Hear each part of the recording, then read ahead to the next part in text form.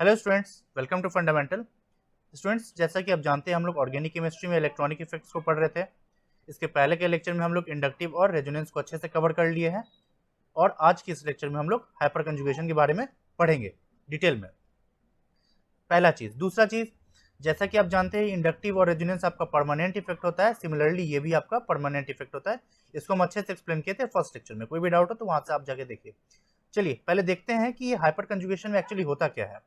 सबसे पहले ये जान लीजिए, ये टोटल 3 जगह आपको देखने को मिलेगा। पहला केस होता है जब कभी भी अगर कार्बोकैटायन हो तो वहां दिखेगा, या फिर अगर एक रेडिकल हो उसको दिखेगा, या फिर अगर कोई एक एल्कीन सिस्टम हो तो वहां दिखेगा। अब होता क्या है देखिए, एक एक करके देखते हैं।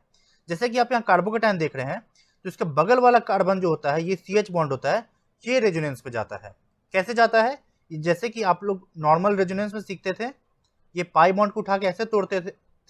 यहाँ पे क्या करेंगे, वहां पाई बॉन्ड की जगह ये सिग्मा बॉन्ड ऐसे टूटेगा और रेजोनेंस हो जाएगा।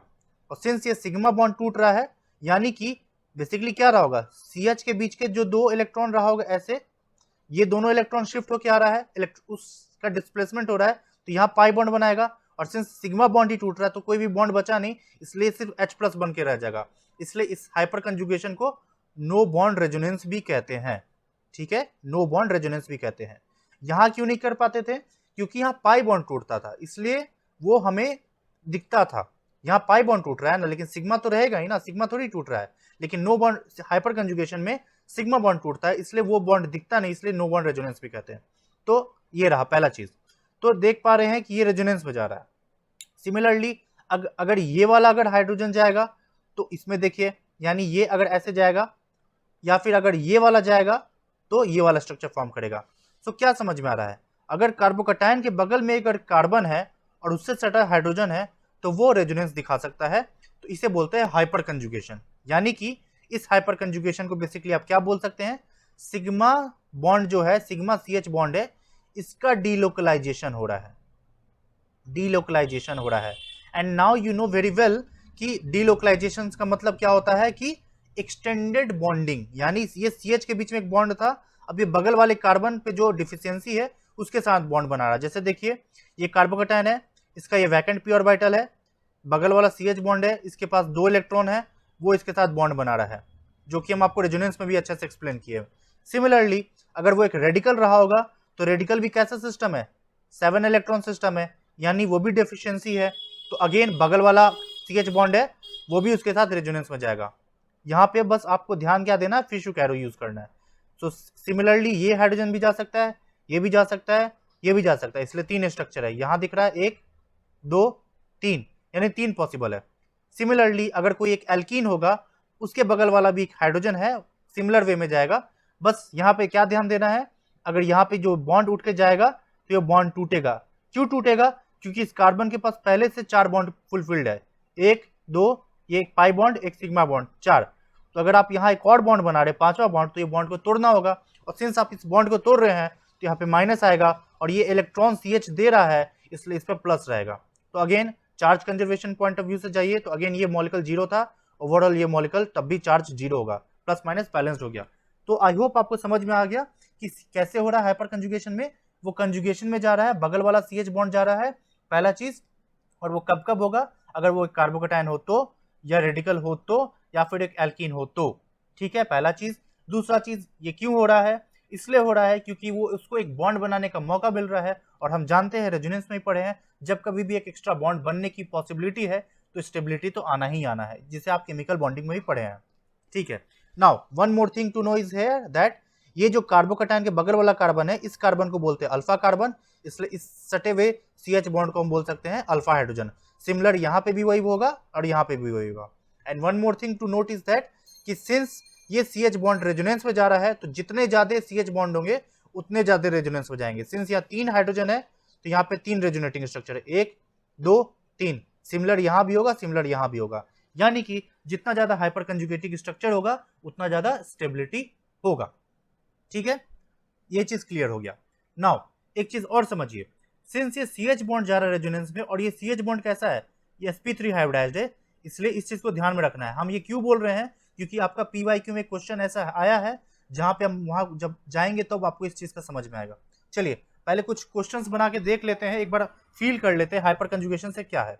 देखिए जैसा कि आपको बताएं कि अनसैचुरेशन के बगल वाला कार्बन यानी यहाँ पे कोई हाइड्रोजन होना, कार्बन होना चाहिए, अल्फा हाइड्रोजन, बट यहाँ नहीं है, यानी यहाँ कितना हाइपर कंजुगेटिव स्ट्रक्चर होगा, 0।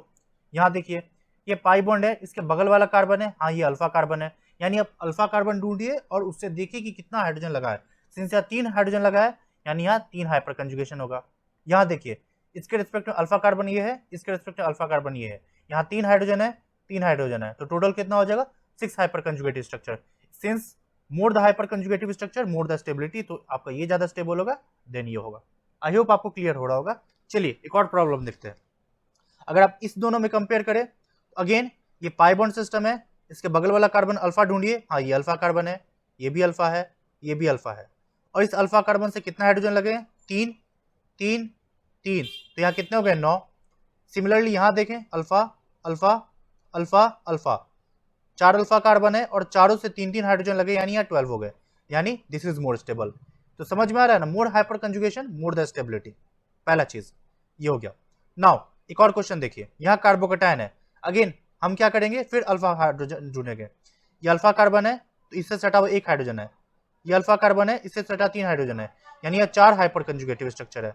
और इस वाले में देखिए आप, यहाँ पे कितना 3 है और ये 3 है, तो यहाँ 6 हाइपर कंजुगेटिव स्ट्रक्चर है। इसके बेसिस पे आपका this is more stable, clear. और यहाँ तो कोई अल्फा हाइड्रोजन है नहीं, इसलिए ये वीकेस्ट होगा इस तीनों में, क्लियर हुआ। चलिए कुछ और प्रॉब्लम देखते हैं। देखिए ये आप जैसा कि जानते हैं कार्बोकेटायन की स्टेबिलिटी में कि 3 degree is more stable than 2 degree than 1 degree than methyl cation. Similar way radical में भी यही ऑर्डर जाता है।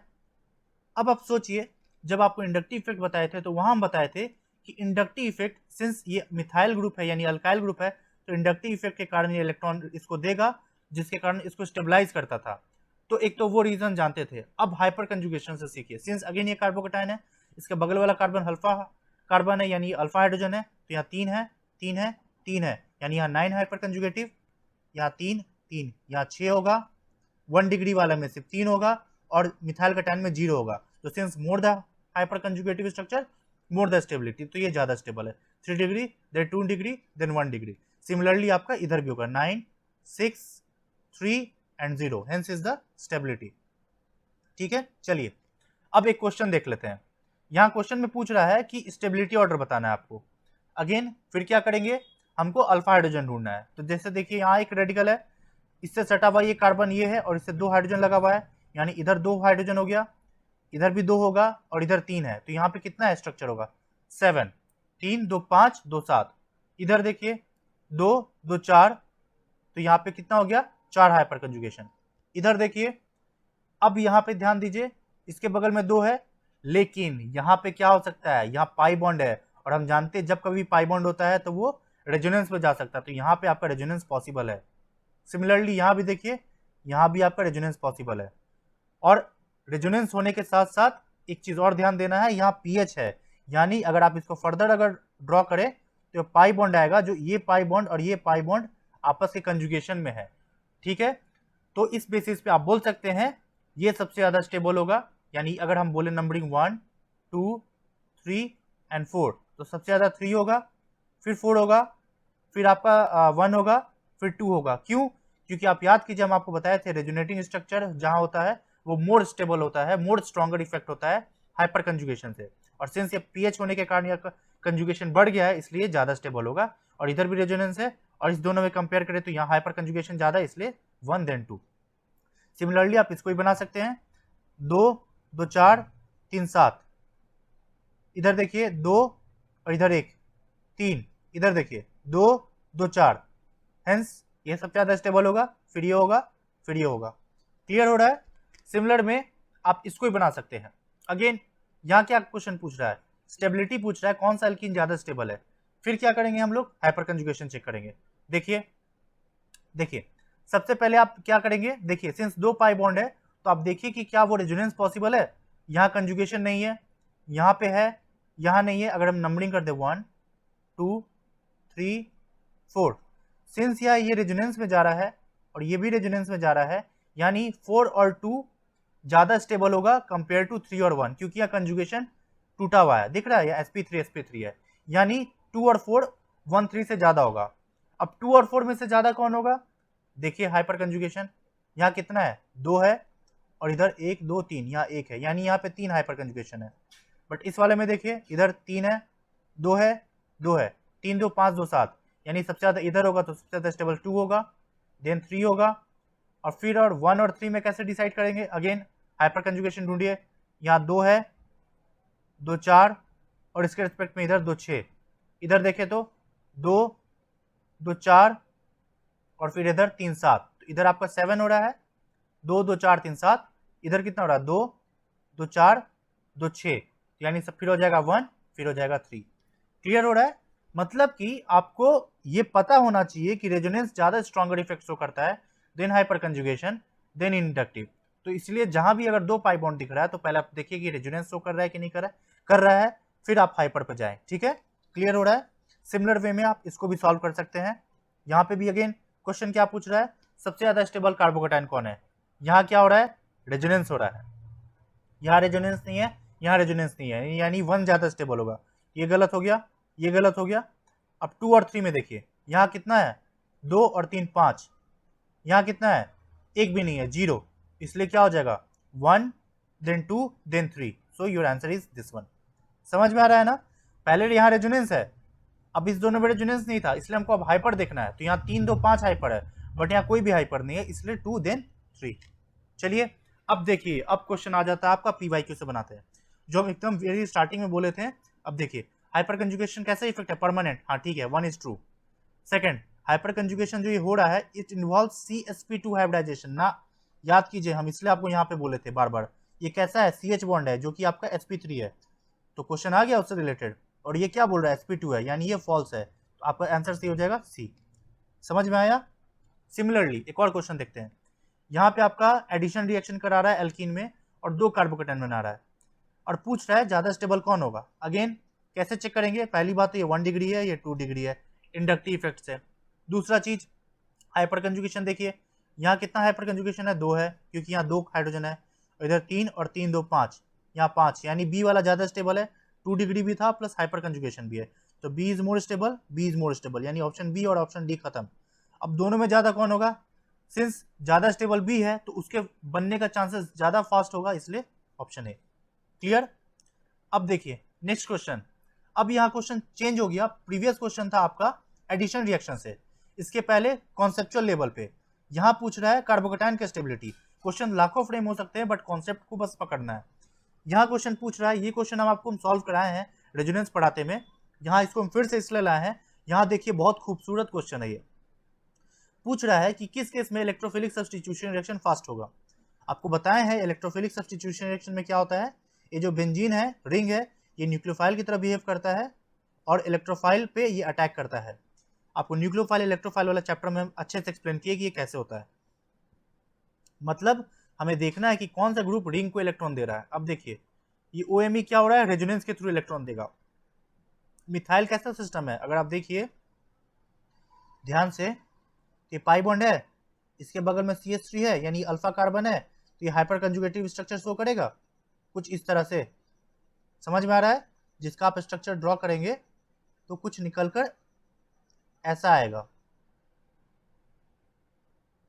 अगर हम फर्दर, समझ में आ रहा है? इसलिए यहाँ पे रेजोनेंस होगा, यहाँ हाइपर कंजुगेशन होगा, और ये -R इफेक्ट शो करेगा, और ये भी आपका ये +R करेगा। यानी कि अब देखिए सबसे ज्यादा बी होना चाहिए आपका, बी देखिए कहाँ दिया हुआ, यहाँ दिया हुआ, बी के बाद सी होना चाहिए, सी है, बी देन सी, तो ये हाइपर कंजुगेशन का रूल आ रहा है। समझ में आ रहा है ना आपको? देखिए नेक्स्ट क्वेश्चन। अब क्वेश्चन चेंज हो गया आपका SN1 रिएक्शन से। देखिए यानी SN1, यानी इसको हटाइए, कार्बोकेटाइन बनाइए, यहाँ भी बनाएंगे कार्बोकेटाइन, इसको हटाओ, यहाँ भी बनाएंगे कार्बोकेटाइन, और यहाँ भी बनाएंगे कार्बोकेटाइन। अगेन क्या करना है? रेजोनेंस होगा सबके इसमें, जैसे यहाँ होगा, यहाँ होगा, यहाँ होगा और यहाँ होगा। बस हमें देखना है कि ये घूमते घूमते प्लस यहाँ जो आ रहा है उसको कौन स्टेबलाइज करा है? ये रेजोनेंस से स्टेबलाइज करेगा। ये घूमते घूमते यहाँ प्लस आएगा, ये हाइपर कंजुगेशन से स्टेबलाइज करेगा। ये घूमते घूमते कभी इसके पास नहीं आएगा, क्योंकि जब ये इधर जाएगा तो पॉजिटिव यहाँ, जब इधर जाएगा तो पॉजिटिव यहाँ, और जब इधर आएगा तो पॉजिटिव यहाँ, यानी यहाँ पे पॉजिटिव कभी भी इसके पास नहीं आ रहा है। और इस वाले केस में देखिए यहाँ तो कोई ग्रुप है ही नहीं जो उसको स्टेबलाइज कर सके। इट मीन्स हम बोल सकते हैं सबसे ज्यादा स्टेबल डी होगा, देन सी होगा।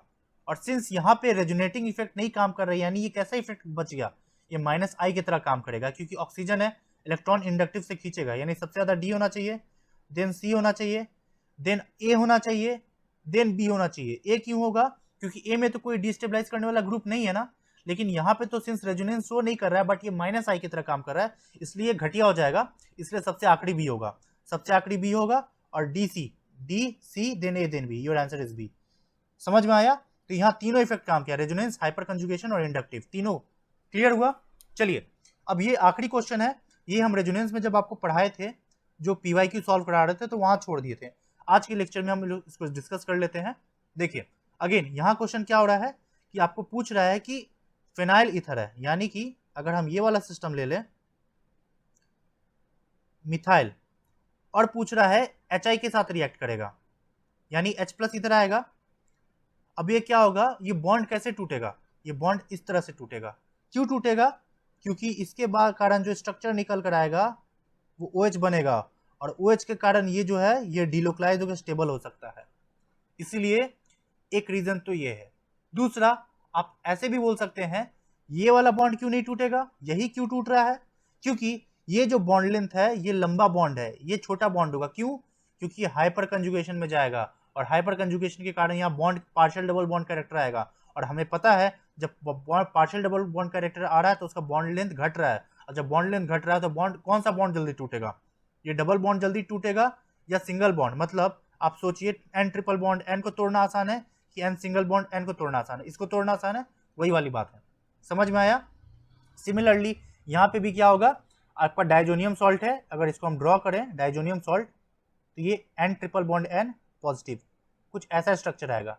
सो अगेन हमें क्या देखना है, कहाँ रेजोनेंस हो रहा है, रेजोनेंस इधर होगा, यानी हमको ढूंढना है CH3 में रेजोनेंस नहीं है, यहाँ है, इधर भी नहीं है, और इधर भी नहीं, यानी आपका आंसर बी है। सो स्टूडेंट्स आज के इस लेक्चर में इतना ही रखते हैं। सो आज के लेक्चर के थ्रू आपका हाइपर कंजुगेशन भी कंप्लीट हुआ, और इसके साथ आपका इलेक्ट्रॉनिक इफेक्ट खत्म होता है। बस एक इफेक्ट बचता है जिसको इलेक्ट्रोमेरी इफेक्ट बोलते हैं, वो जब इलेक्ट्रोफिलिक एडिशन रिएक्शन हम पढ़ाएंगे तो वहां उसको डिस्कस करेंगे। एज सच उसका कोई रोल नहीं है इंटरमीडिएट को स्टेबिलिटी एक्सप्लेन करने में, ठीक है। नेक्स्ट लेक्चर में हम लोग बात करेंगे स्टीरिक इफेक्ट के बारे में, और उसके बाद एसिड एंड बेस को पढ़ के फिर आगे बढ़ेंगे। सो स्टूडेंट्स अगर आपको आज का वीडियो पसंद आया, कोई भी डाउट हो तो कमेंट में जरूर कीजिए, और अगर वीडियो पसंद आ रहा है तो please like share and subscribe जरूर कीजिए। मिलते हैं अगले वीडियो में स्टीरिक इफेक्ट के साथ। Okay, thanks guys and good luck.